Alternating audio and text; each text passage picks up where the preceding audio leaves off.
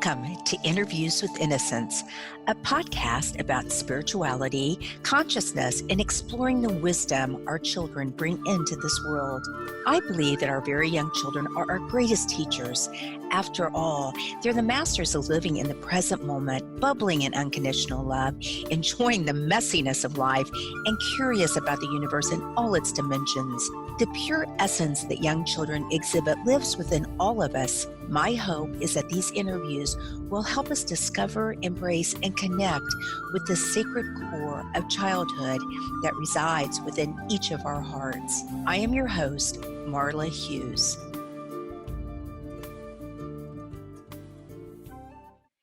Today, I'm so excited to have Marjorie Woollacott, Ph.D., back on the show.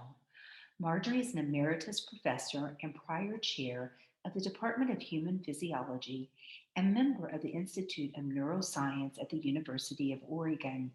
She taught courses in neuroscience and rehabilitation, as well as complementary medicine and meditation. She is president of the Academy for the Advancement of Post-Materialist Sciences and research director for the International Association of Near-Death Studies. Marjorie has received over $7.2 million in research funding for her research in child development, rehabilitation medicine, and most recently, meditation and spiritual awakening. She has published more than 200 scientific articles and written or co-edited 8 books. Her latest book, Infinite Awareness, The Awakening of a Scientific Mind, pairs her research as a neuroscientist with her self-revelations about the mind's spiritual power. Welcome back to the program, Marjorie.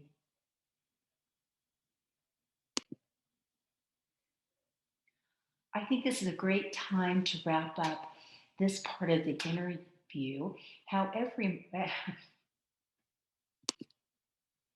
I think this is a great time to wrap up the first part of this interview. However, Marjorie will be back next week to continue telling us about her fascinating journey as a researcher in her self-revelations about the mind's spiritual power. I hope you can join us.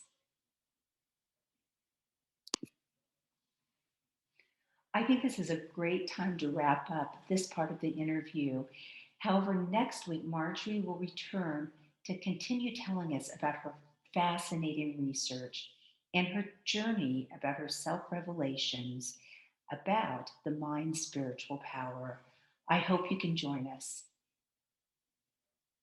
Yes. And was prayer a part of that? Because I was it Larry Dossey who brought in prayer to medical students, the importance of, can you tell us about that? Hopefully on the show, but. And in fact, I mean, the way that we talk about it, we could talk about it either as energy medicine or as distant intentionality. Those are the scientific words for prayer. Meaning distant, what is it? Distant what? Distant intentionality, because your intention in your prayer is that they be healed, and you're sending love and blessings and that healing blessing. And so because you're doing it from a distance when you're praying for them, and it's a strong intention that they be healed, you use that neutral term that then scientists might be able to accept. So we definitely talked about that. And we talked about it partly in relationship to a woman named Jean Achterberg did this amazing study of these energy healers that were in Hawaii that were well known in their own energy healing traditions, and how from a distance they would send in effect prayer or intentionality in effect to a person that they were communicating with in a different part of the hospital setting that was in a shielded room. And they showed that the intentions of the healers actually changed the activity in the brain of the people that were in the shielded room. And of course, there have been other studies on prayer too that shows that when you simply have a lot of people praying for an individual, you really do see changes in that person's own physical state of being. They definitely get better in many, many instances. So yes. Power of prayer. Yes. So that brings us to an interview I listened to recently that you gave at IANDS.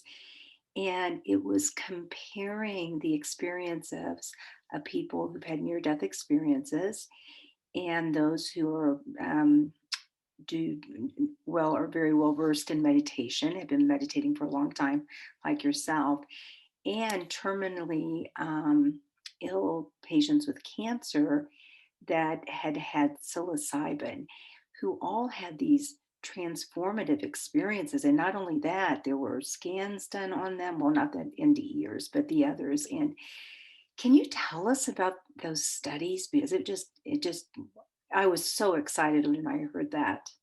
Well, and I'll take it just a step back too to say a little bit about what happens in our mind normally and our brain Yes. normally, and then what happens in meditation in these experiences. Because to me, that was my first real exciting discovery as well. When I read that, in fact, psychologists in the past, maybe I'd say 10 to 15 years, and neuroscientists have showed that when we are simply sitting around during our day, the part of our brain that's most active is what they call the default mode network or the mind wandering network. And I think we all know about this network in our brain. It's when you're sitting there and you just see your mind going from one thought to another to another. And they call it the default mode because everybody has that network going on whenever we're just relaxed and doing nothing in particular.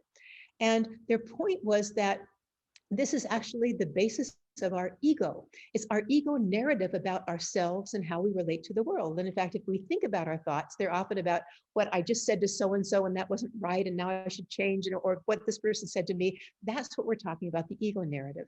And what they noted was that when a person meditates, and this now is one of the studies, and I'll just go right to Judson Brewer's study from Yale University School of Medicine.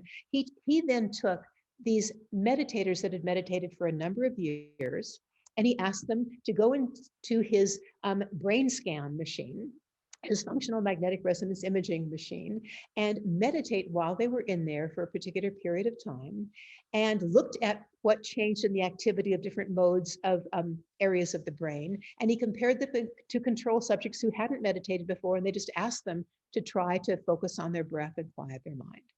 And when he looked at the activity in this default mode or mind wandering network, in the experienced meditators, it turned way, way down. And in the new subjects, they had trouble quieting their minds. And so it just kept on with its usual activity.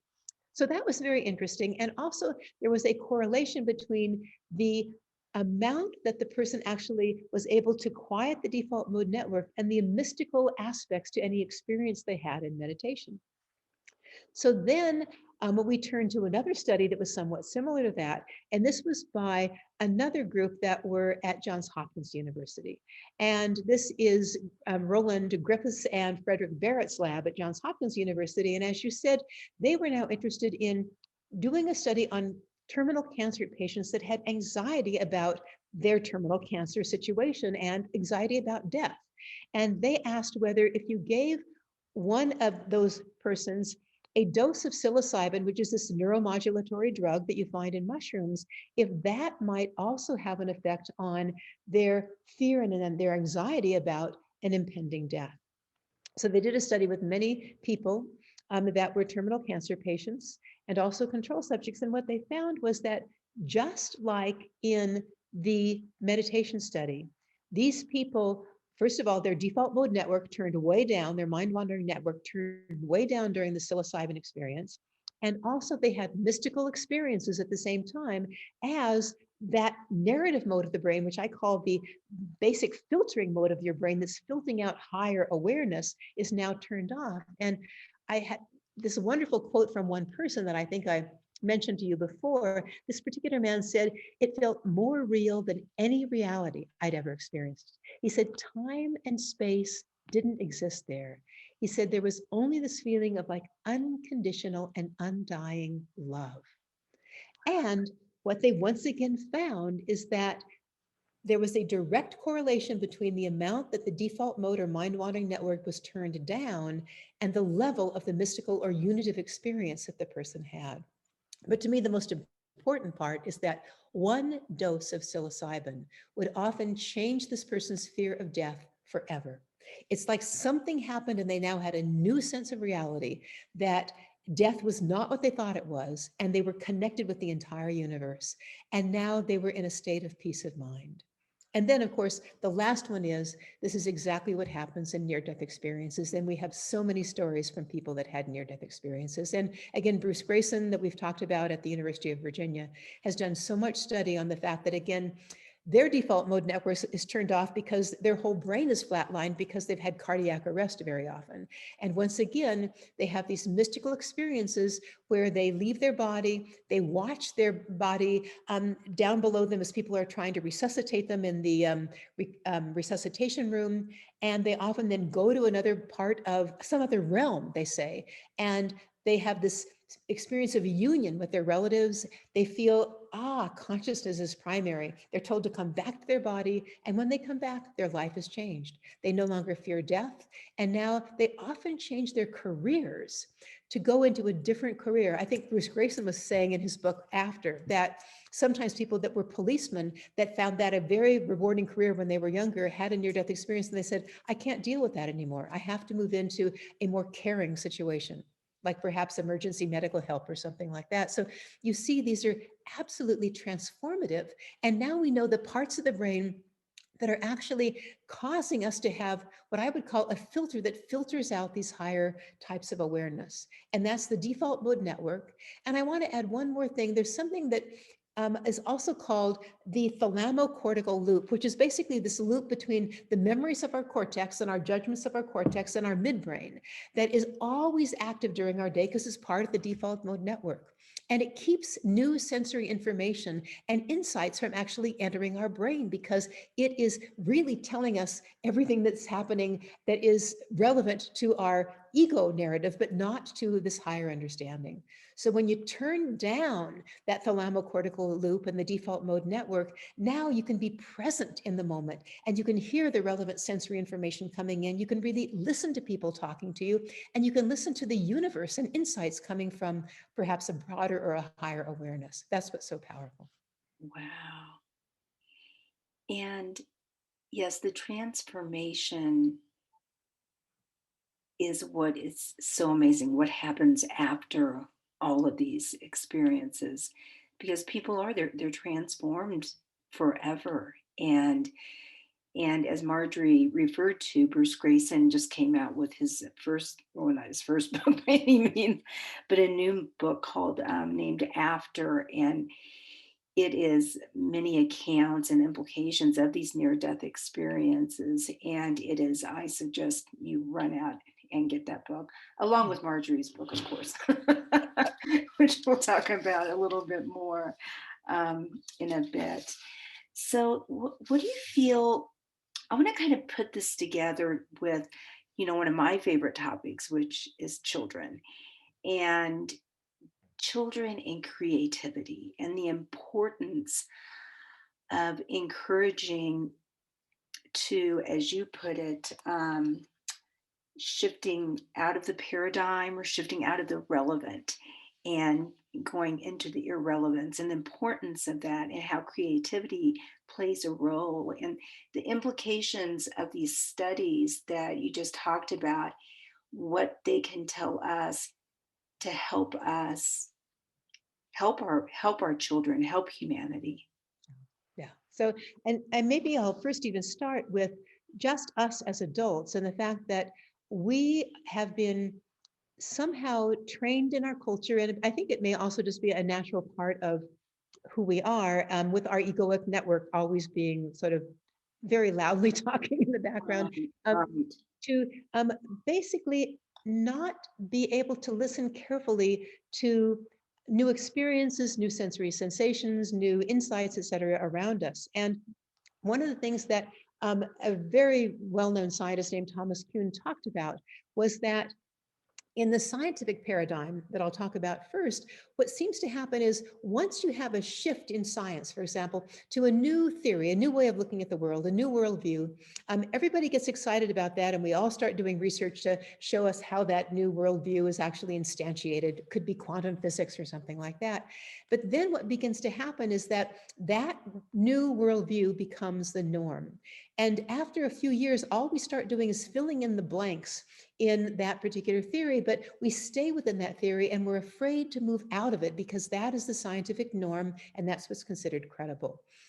And what he shows happens is that after a certain number of years, then any scientist that tries to move into a new area is actually discouraged. And if you do try to do research in a new area that's not part of that theoretical framework, you are considered to be basically doing non-credible work, and you often can be ostracized or not given tenure.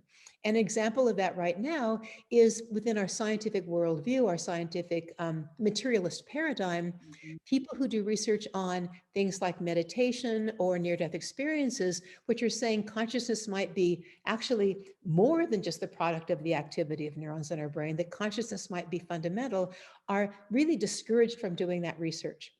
And they are told basically, you need to do something that's within our normal scientific materialist worldview. And in fact, once again, Bruce Grayson in that book After said that he was told that at the University of Michigan when he started doing research on near-death experiences. And they said, either you change your research or you're not going to get tenure. And he moved to a different university that was much more sympathetic. So it's happening all over the world. And we just have to understand that not everywhere. There are a few places where it doesn't happen. Bruce Grayson did find another university.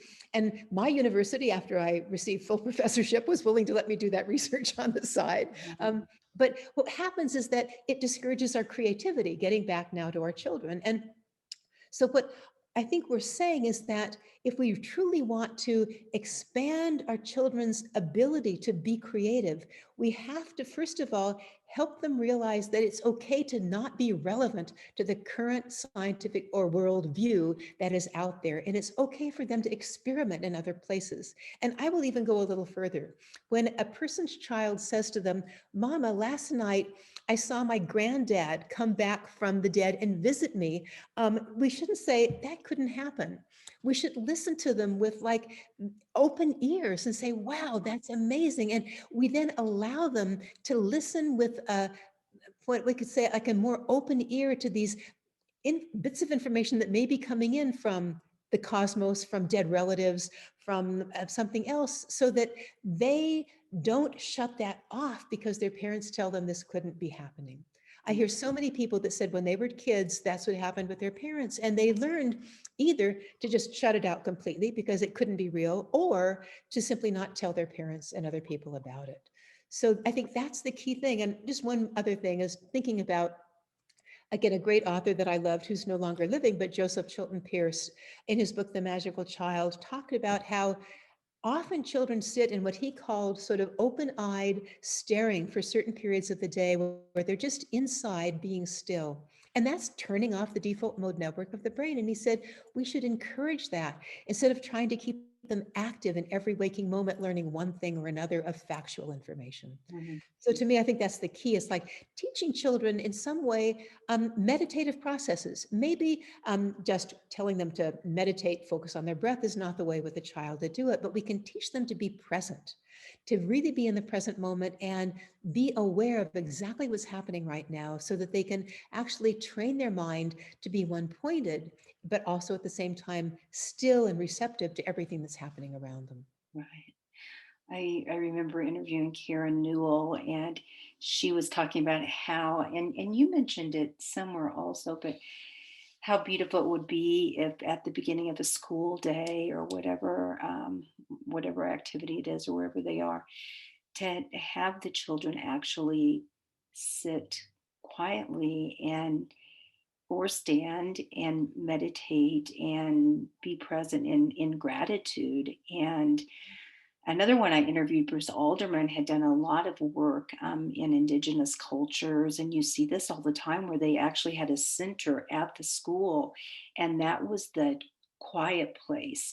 And kids would go in there for even almost an hour and just be, well, depending on the age, of course, but being quiet and being present. So if children were, what do you feel how it would help a child as they get older, if we're talking about, very young, 5 or 6, if they, first of all, if we encourage and believe and trust the, not trust, but listen to them more carefully and engage them, and be out in nature more and you use that creativity, how do you think it would help them as they grow older and enter this, crazy Western civilization world?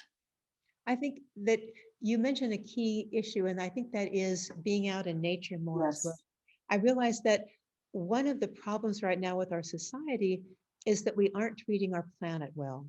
And basically with our global warming and other crises, um, we, it's as if we have lost our connection with the sacredness of the plants and the trees and the animals around us. And we have gotten so much into our intellect and technology that we have lost that connection. And I think that if with our young children and ourselves, we can spend more time connecting with nature in all those wonderful aspects, that we will suddenly, at the heart level, understand our connection and the sacredness of nature. And I think it will inform our decisions. We will say, well, maybe I don't need to do this particular thing that is harming the environment because it happens to be pleasurable to me. And I might want to actually have a life that's maybe a little bit simpler so that I can actually help the environment be flourishing in all the ways that it might do. So I think it's making ourselves a little bit less human centric and including the environment as part of our true, like sacred,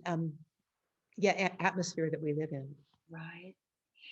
And in terms of when a loved one passes, and I actually wrote my first children's book about this. And, so many adults, hence so many children, just live in so much fear when something happens like that. And it's so difficult. But if we could help children once again be quiet and create rituals and talk to them about signs and synchronicities and looking at the clouds and remembering and visualization, how do you think that would help them just, oh, of course, one still must grieve, but to live a little bit more or a little bit less in fear and live more in love, knowing that love is eternal. Yeah, I mean, you raise a very interesting point, and I want to say that when I grew up, one of the things my parents did, because it was the culture of our time, my grandparents died when I was maybe again around 11 or 12, maybe 15. My parents shielded me from my grandparents' death. And they didn't even have me go to like a memorial service. And that was their way of trying to help me. But in fact, it didn't. It made me feel isolated from death. And Mhm.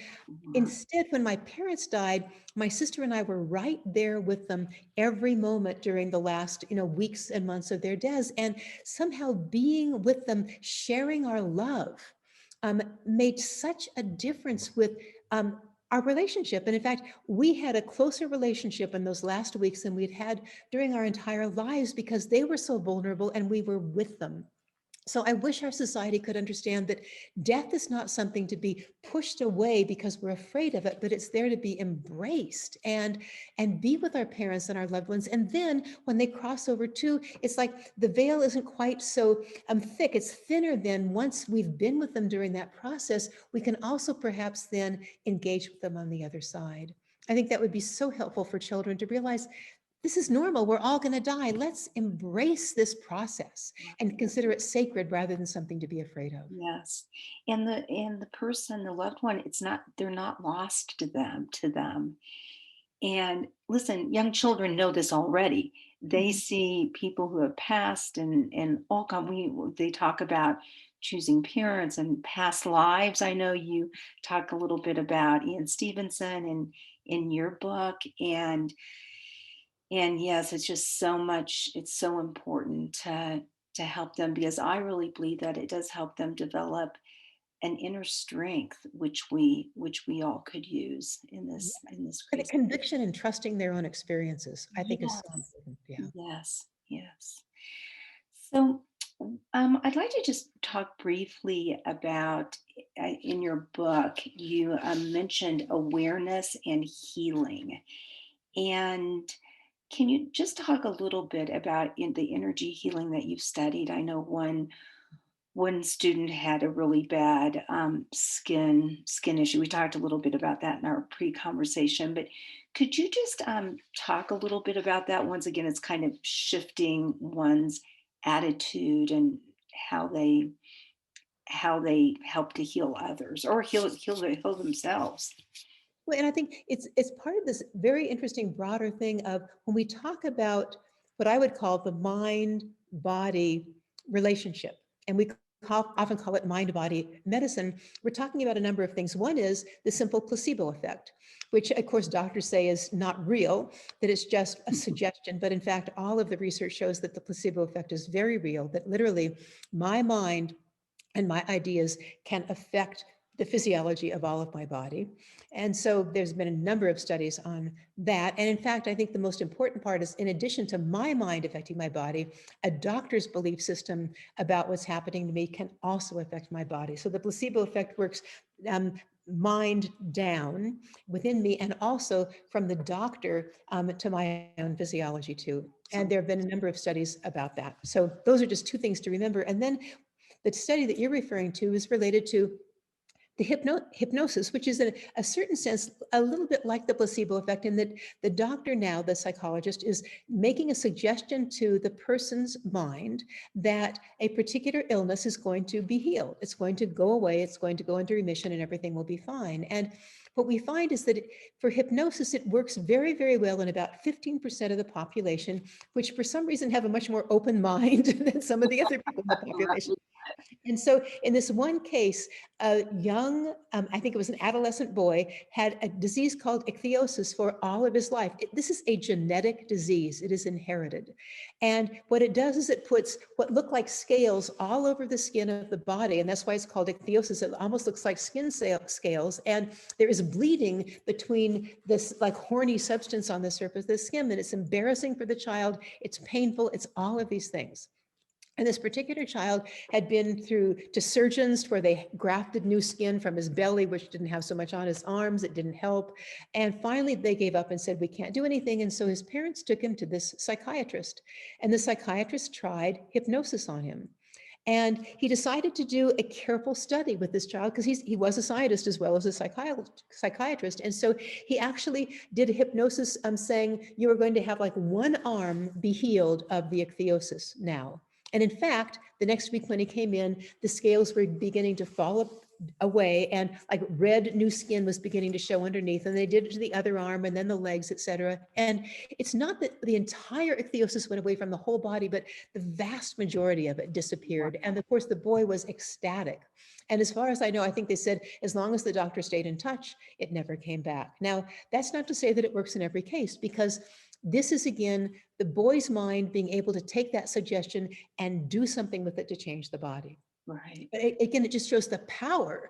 If we could only learn how to tap into that power of the mind in changing our physiology. And of course, then when we talk about prayer, for example, and energy healing, there we're dealing with a particular person that is either the doctor or a good friend that is praying for you, or an energy healer, basically sending those good intentions to you. And like we talked about with Gene Achterberg's study, that can actually then literally change your brain and change your physiology. And often it's the case that this, in some of the studies, the people didn't know they were being prayed for, and or energy healing was being given to them, and still it had an effect. So I think that Larry Dossey in his book One Mind talks about this as the telecebo effect versus the placebo effect. So placebo effect is when I can change my own physiology through my thinking. Telecebo is when my doctor or my energy healer or my acupuncturist, whatever, through their own understanding and intention, or my hypnotherapist, it might be placebo and telecebo can affect things. So it shows us the power of what I would call non-local communication Yes. between human beings to actually help us better our world and heal and make stronger connections between us. Right. Wow. So that's really the neuroplasticity that people talk about, that you can actually change the brain. You can change the brain. Yeah. Yes. Yeah. Interesting. So we need to wrap it up, but I have two more questions. First of all, well, First of all, I'd like to you just talk briefly about your beautiful book, Infinite Awareness. And it's so much about what we're talking about today. But what would you like to share with our listeners about your book? Well, I think I'd like to say that, again, the full title is Infinite Awareness, The Awakening of a Scientific Mind. And Yes. so what it's really about is coming from a materialist worldview, which was what I learned in graduate school. And I was totally like embedded in that worldview. And I thought any of my relatives talking about God or whatever were definitely probably weak-minded. To having a spiritual awakening in that meditation retreat, and then beginning to become curious and opening up to looking at the world in a different way, and then saying, well, maybe I can actually like not only look at the research on perhaps a wider understanding of consciousness and awareness, but also how it can make us more interconnected as human beings and actually improve the whole state of our planet. And I had a wonderful time writing that book, literally going in and looking at the research on things like near-death experiences Yeah. or after-death communication, or, for example, cases suggestive of reincarnation. And I should say that when I first looked at cases suggestive of reincarnation, I said, this is impossible. I mean, from my scientific worldview, my materialist worldview. And then I started reading the studies and I'm going, oh my goodness. And I would like pull on my husband's shoulder, at a particular point in the evening to say, you've got to hear this, you got to hear it. It's so good. So I think that that's what they would find in my book is they could walk with me through that process of the curiosity that helped me then expand my worldview more and more and more till now I really have a very different understanding of the world, which is not only more expansive, but also there's a sense of joy in my interconnection with others and with the whole world around me. Right. Do you think people or did people notice a change in you after that first meditation experience? I think they did. I mean, I have to laugh that occasionally in our department meetings at the University of Oregon in my department, which could occasionally be somewhat argumentative, people would say, oh, Marjorie over there would just be sitting quietly. And you could feel like maybe she was like meditating with her eyes open while this is going on. And I had to admit, I used some of those techniques to keep myself calm whenever I was Absolutely. going. Well, that's a big thing about that. That's a huge reason to do meditation, is because it does stay with you throughout the day. It really helps to have a much more calming presence most of the time. Yes. So, Margie, what as a neuroscientist now, I guess I can call you a spiritualist. I know that's usually what a spiritualist church. Or what would you like to shout to the world? I think what I would do is I would first of all say to both children and adults, be curious. To me, that's the one fundamental thing. And don't automatically accept things as true just because you were told they were true by your parents or your society or your teachers or your textbooks or the news, for example. And also look at the information that supports or doesn't support that point of view. Look carefully and then look at your own experience. It's that thing of like trying to like quiet my narrative background thinking about who I am and how everything relates to me and just get still and be present. And I think that means also spending some time each day just quieting your mind in one way or another. It could be just walking in nature. And then I think let the inspiration that comes from those moments actually guide you in your own understanding of the nature of consciousness and of reality, the nature of the world. And of course, stay open, never stop exploring and going deeper. I think to me, that is the key. Beautiful. Well said. Well, Marjorie, thank you so much. And if people want to find you, how would they do that? They can go to my website, which is marjoriewoollacott.com, and they just have to know how to spell the name. It's MarjorieWoollacott.com. And there they'll find more information on my research, on the books that I've been a part of, and also on things like the scientific and medical network that I'm a part of, the AAPS Academy for the Advancement of Post-Materialist Sciences, and the Association for Near-Death Studies, the International Association for Near-Death Studies. So I think they could like learn with their curiosity about all of those things. And we'll have links to all those I wish we'll have a whole nother interview about all those different organizations. And as I mentioned to you, David Lorimar with the Scientific and Medical Network is coming on the show. So I'm really excited about that. Well, thank you. And you have a wonderful day. And I'm sure we will be talking again soon. Thank you so much, Marla. You're welcome. Bye-bye. Bye-bye. That was so great. It was fun. It's always fun, isn't it? It's always fun. This room is so cold though. If you saw me I'm like I turned up the heat. So you're up further north then? I'm in Colorado right now in the mountains. Yeah. And it's snowing outside, and I don't know why. I'm in my son's room, and I don't know why it's just cold in here. But yeah. And where are you? In Arizona? So it was very cold, but now the sun. Oh, that's right, Sedona. How could I forget that? Yeah. So yes, but we had snow and rain the last week and a half. I think just like Colorado, which is really? I yeah, think it snowed in Sedona. Well, that would make sense though, because you're not that far from Flagstaff, are you?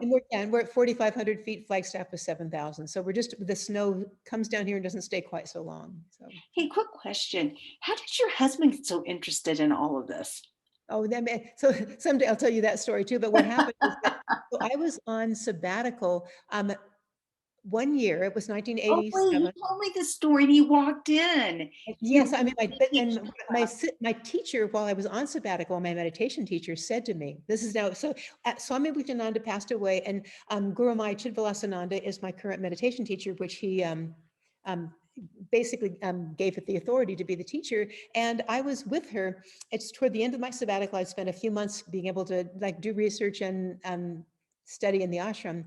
And she comes into the office where I'm offering my selfless service, and she says, so Marjorie, are you getting married? And I said, well, no, Guru Mai. I said, that would be very difficult to be able to do things like I'm doing right now if I were married. And she didn't say anything. She just talked to somebody else. And then 2 weeks later, I come home. And that's when Paul calls me on the phone, asking about meditation, comes in, he walks in the front door, and I have a sense I'm going to marry him. And it's like, she had precognition. I didn't. Wow, that's amazing. Is that teacher still taking students? I would love to find out more about her. In fact, what I will do now is I will give you the website Okay. link, because she, what I should say is that she doesn't take students in the sense that, because it's a relatively large group of people now that are studying meditation with her. Right, And so you can certainly go to the website and learn a lot about her. And then there are courses and other things like that one can take.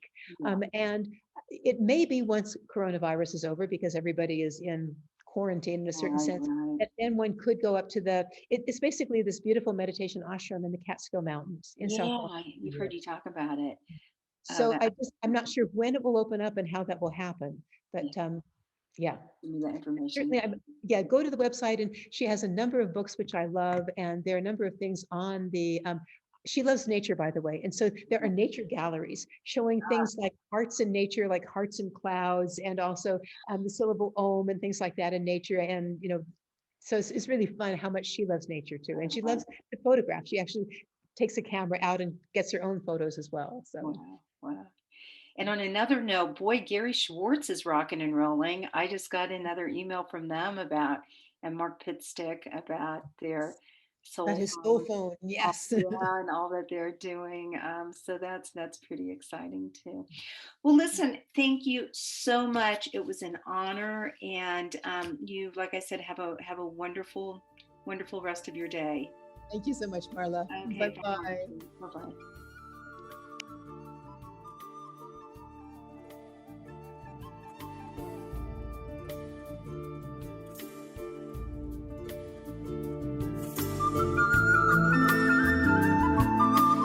Thank you so much for listening in today.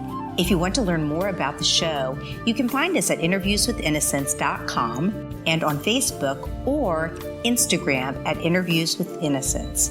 Please write me a message, tell me what you liked, and let me know what else you would like to hear. I would love to hear from you. And if you liked what you heard, please leave us an iTunes rating and review. It helps other listeners find the show. Thank you.